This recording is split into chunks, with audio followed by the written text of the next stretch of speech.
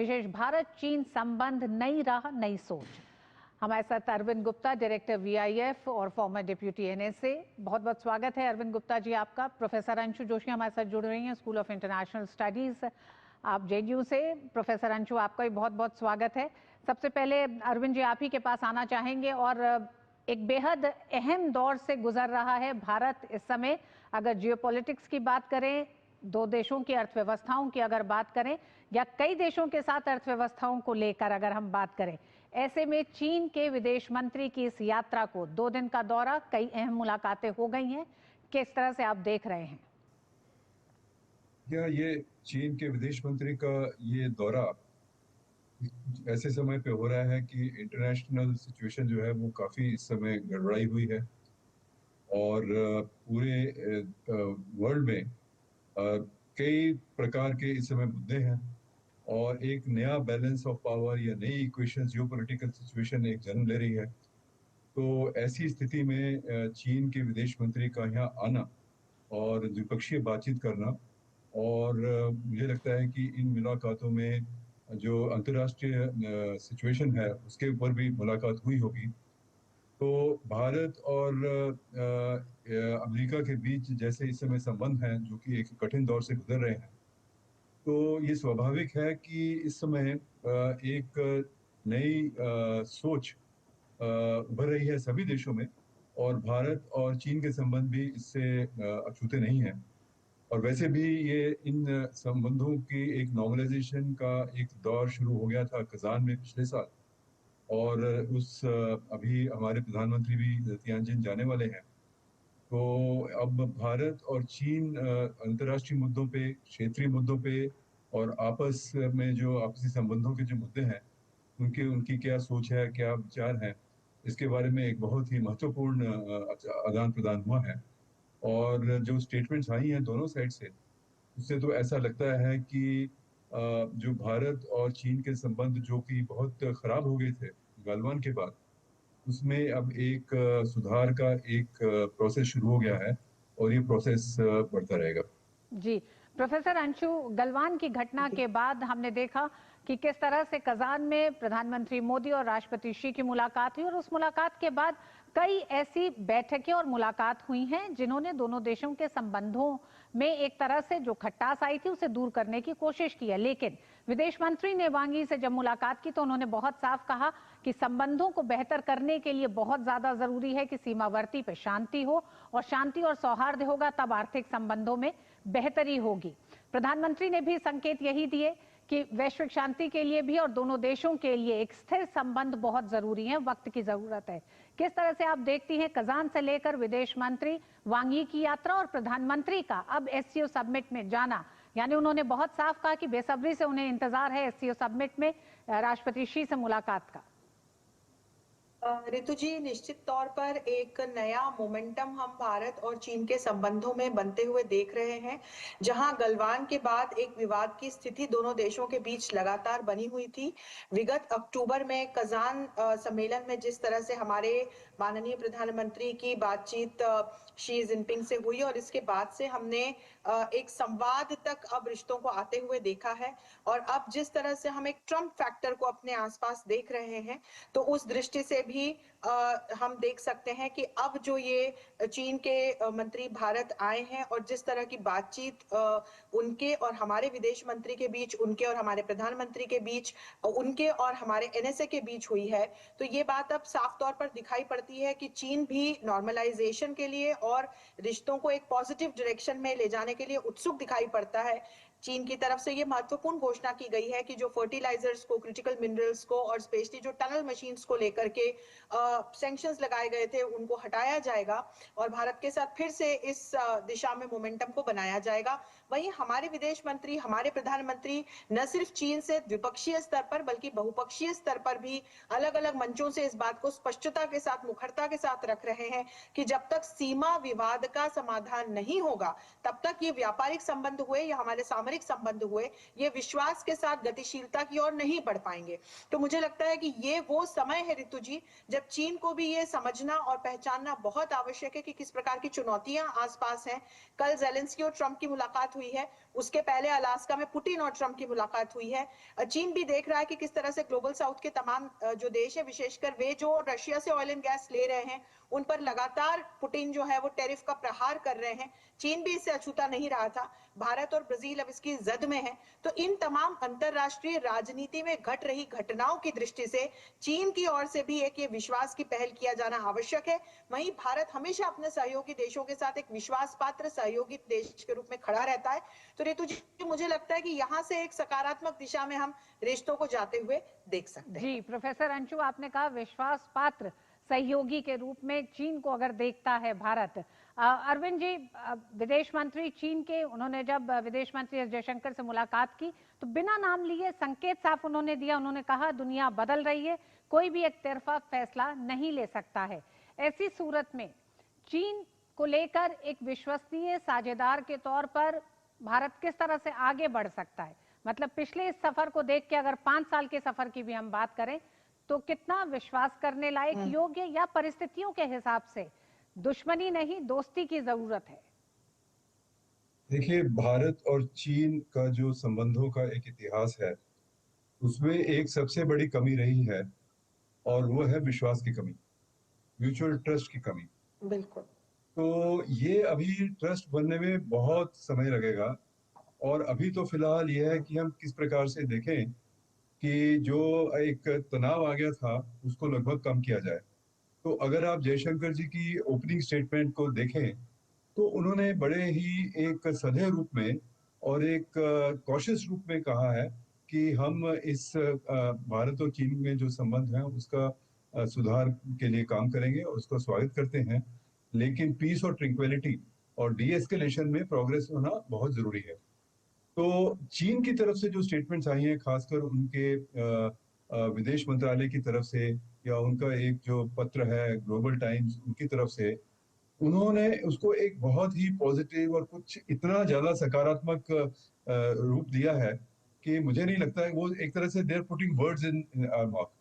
तो ये हमें थोड़ा देखना होगा। पर जैसे कि एक ट्रेंड है कि कजान के बाद मुलाकातों का दौर शुरू हुआ है और एक ये दोनों देशों के हित में है कि वो अपने संबंधों को सुधारें और एक एटलीस्ट वर्किंग लेवल पे एक संबंध जो है हमारे चलते रहे। जैसा कि उन्होंने कहा, आपने भी आपकी रिपोर्ट में भी बताया गया कि इकोनॉमिक संबंध जो है वो इसमें काफी क्रिटिकल है।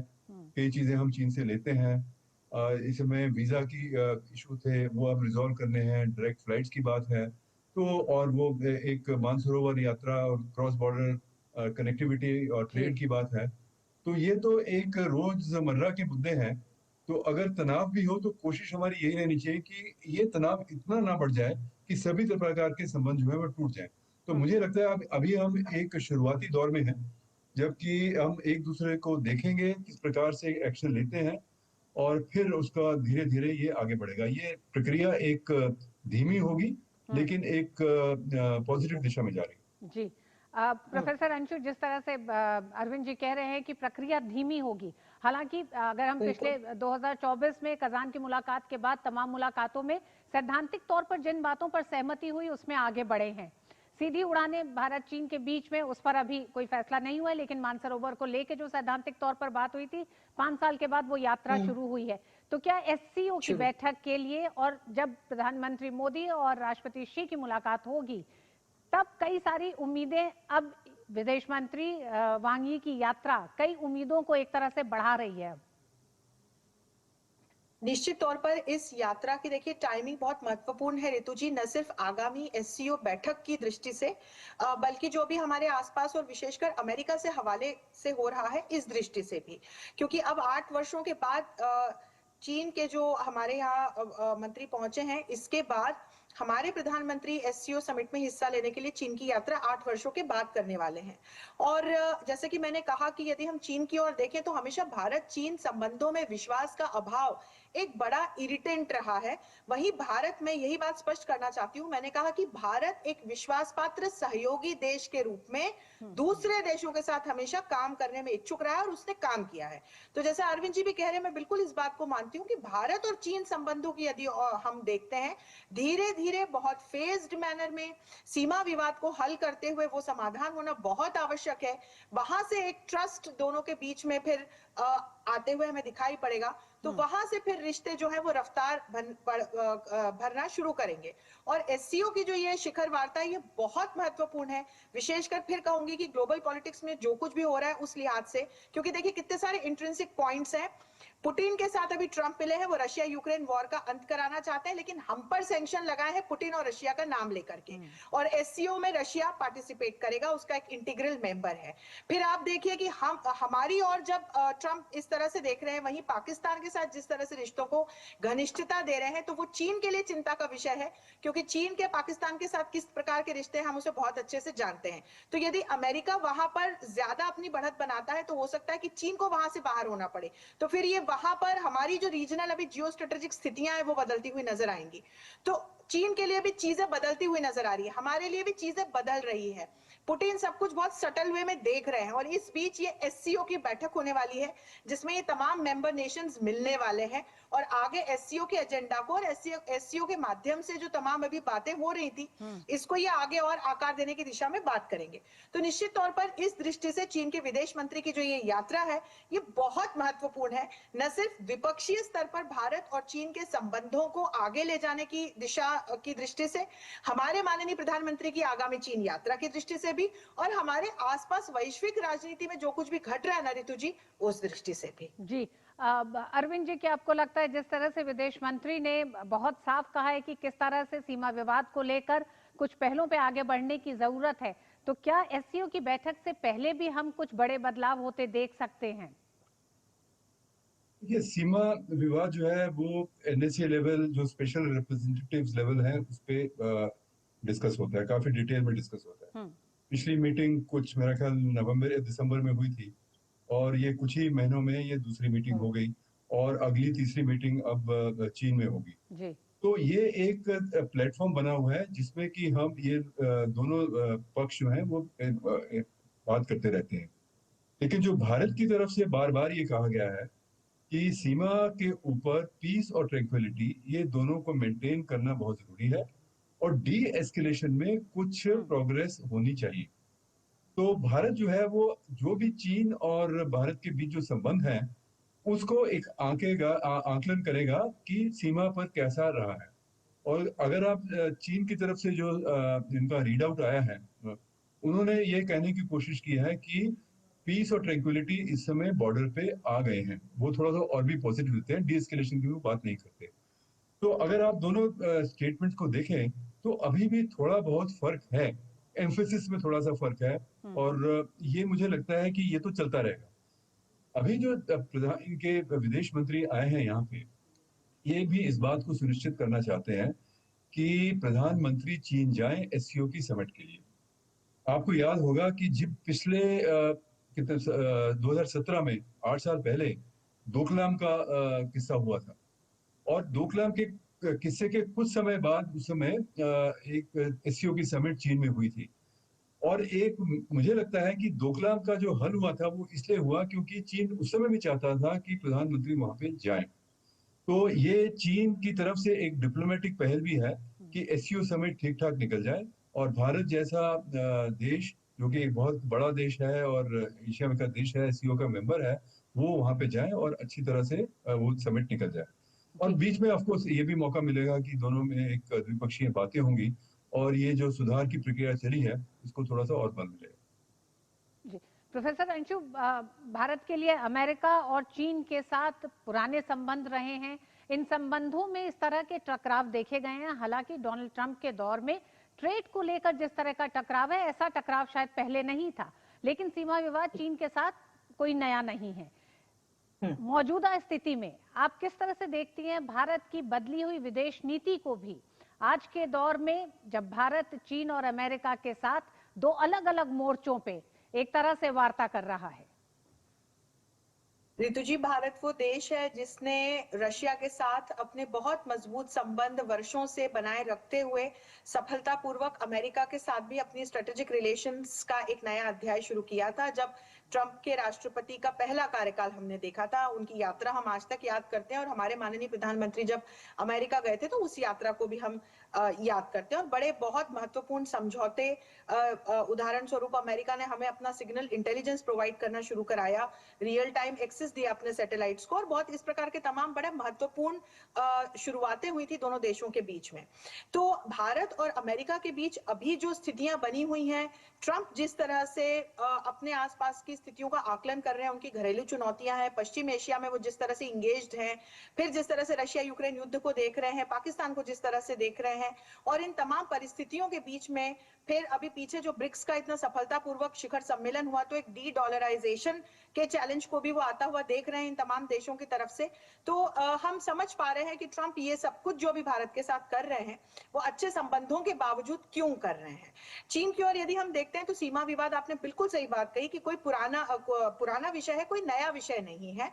और लेकिन ये भी देखना सुखद है कि अभी कजान सम्मेलन तक विशेषकर जो ये डेमचोक और डेप्सांग जो महत्वपूर्ण ये ईस्टर्न लद्दाख से जुड़े हुए की स्ट्रेटेजिक पॉइंट्स हैं, यहाँ पर डिसंगेजमेंट को लेकर, अपने अपने ट्रूप्स को पीछे करने को लेकर के लंबे दौरों की वार्ताएं चली आ रही थी पर विफल हो रही थी। ये पहली बार हुआ कजान के बाद कि यहाँ पर डिसंगेजमेंट शुरू हुआ, और ये एक सकारात्मक सिग्नल है। इसके बाद हम देख सकते हैं कि कैसे धीरे धीरे फेज्ड मैनर में न सिर्फ सीमा पर तमाम विवादों का समाधान खोजा जा सकता है, भारत चीन के बीच के जो ट्रेड रिलेशंस है ऋतु जी, यहाँ भारत के लिए काफी अपॉर्चुनिटीज हैं, क्योंकि अभी हम ट्रेड डेफिसिट में हैं। अभी जो हमारे एक्सपोर्ट्स है चीन से वो बहुत ज्यादा है बनिस्बत इसके जो हम सामान चीन को भेज रहे हैं, यहाँ पर ट्रेड डेफिसिट है।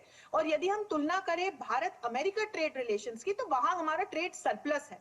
तो अब जब बदली हुई परिस्थितियां हैं जिसमें हम अपॉर्चुनिटीज को ढूंढ रहे हैं, हम अपना मार्केट जो है वो डाइवर्सिफाई करने की कोशिश कर रहे हैं, हम नए सहयोगियों को जोड़ रहे हैं, और हम किस तरह से डाइवर्सिफिकेशन के माध्यम से आगे बढ़े, इस पर हम विचार कर रहे हैं। तो चीन के साथ हमारा बहुत बड़ा ट्रेडिंग पार्टनर है, हम यहाँ अपने ट्रेड डेफिसिट को कैसे कम करते हुए यहाँ कैसे हम संभावनाओं को तलाश करें, ये भी एक महत्वपूर्ण बिंदु है जिस पर हो सकता है कि एससीओ की साइडलाइंस पर या आगे की जो वार्ताएं होंगी उस पर हम चर्चा करें। जी हाँ, बिल्कुल।